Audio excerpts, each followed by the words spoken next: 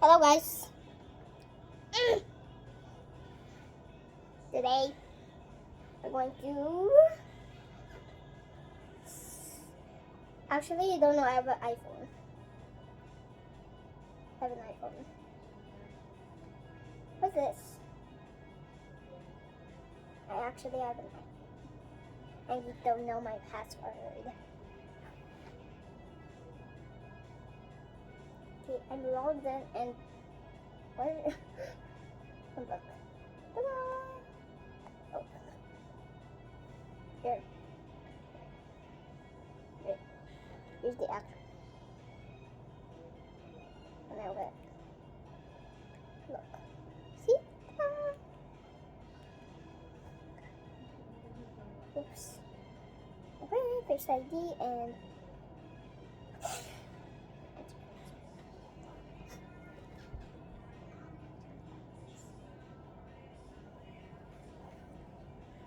today we're going to react of the creepiest to you. So the emergency.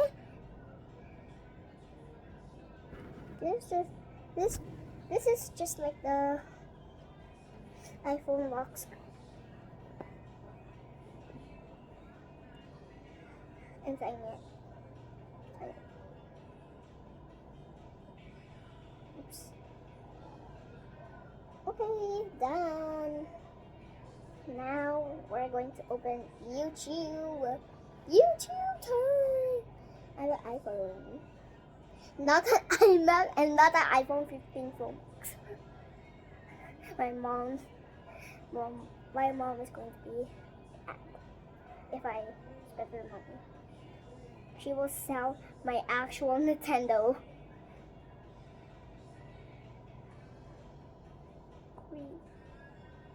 Creepy pasta. Security guard. Actually, we speak like this. Kumusta ka? Like that. Because we are in Philippines, not in United States. Okay? Security guard. This is an ad! Yes. There's a skip. Mapagpalang araw sa mga kapasta natin na nakikinig.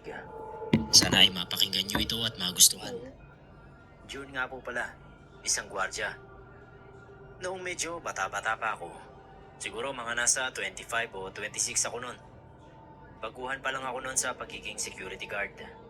Medyo mayabang yung dating ko, Sir Nep. Siguro dala na rin ang kabataan yon. At saka lumaki kasi ako sa lugar namin na payabangan lagi, lalo na sa mga inuman. Nasanay din ako sa ganoong pag-uugali. Kaya naman noong matanggap ako sa isang elementary school bilang CQ, alam ko nayabangan sa akin yung mga kasama ko doon.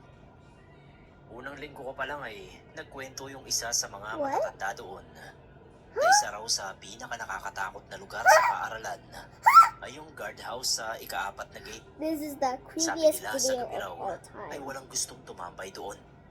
Nilalak na lang nila yon. Pinoy Kasi may creepy mga pasta nagpaparamdam daw sa sounds lugar like na yon. Filipino.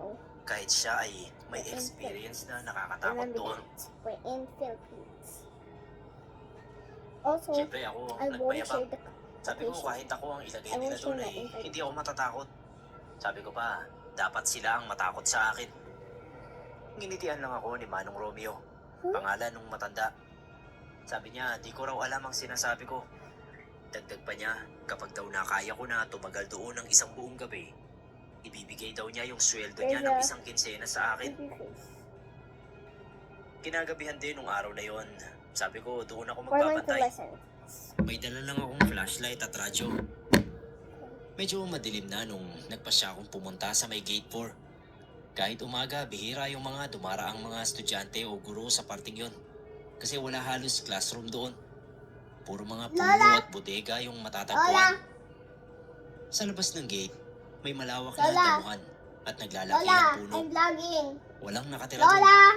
I'm Ayon sa vlogging. mga narinig ko, Lote siya ng I'm isang vlogging mayamang and pamilya we're na listening hindi to pa the ginagalaw. scariest Habang video naglalakad of all ako, time. ay ramdam ko na yung malamig na hangin. Pero hindi pa naman ako natatakot. May ilaw naman sa tapat ng guardhouse, pati sa loob. Maliit lang yung guardhouse. 3 tao lang ata yung kasya sa loob nun. Pagpasok ko, napansin ko agad yung alikabok at mga basura. Halatang wala ngang pumapasok sa guardhouse na yon. Nagwalis muna ako, tsaka naupo at pinakiramdaman yung paligid. Sobrang tahimik talaga, Sir Neb. Mga 7 p.m., dinaanan ako ni Manong Romeo. Pangiti-ngiti lang. Tinanong niya kung hindi raw ba ako babalik doon sa main gate. Sabi ko hindi. Sabi ko patutunayan ko na walang multo sa gate 4. Sinabihan niya ako ng good luck, sabay alis. 9 p.m. nung una kong maramdaman na sobrang lumamig yung hangin. Yun bang parang may nag-on ng aircon sa loob ng kwarto. Ganoon yung pakiramdam. Palingon-lingon din ako sa labas kasi parang may tumitingin sa akin na kung sino. Alam ko walang tao dun. Imposibleng meron. Mga bandang 11, nagsimula na yung mga boses. Nung una mahihina lang. Akala ko nga mali lang yung rinig ko. Sabi ko baka ako kaluskus lang ng mga puno. Pero hindi eh. Mga boses talaga. Palakas ng palakas. Boses ng babae. Ang dami nila. Hindi ko gaanong maintindihan yung mga sinasabi nila. Tumayo ako nun. Naglakad sa may gate. Tapos nag-flashlight sa palibot. Wala naman. Naglibot din ako doon sa mga katabing silid. Naisip ko kasi baka pinaglalaruan lang ako ng mga kasama ko. Pero wala rin, Sir Nep. Bago ako bumalik doon sa guardhouse, narinig ko na may tumakbo doon sa labas ng gate. Agad akong umikot. Kung saan-saan tinutok yung flashlight pero wala akong nakita. Naupo ako doon sa monoblock sa loob. Kinakabahan na ako nun. Hindi ko alam na totoo pala yung mga sinasabi ng mga kasama ko. Akala ko kasi panakot lang nila yon sa mga baguhan. Mga 12:00, may mga sumisipol na.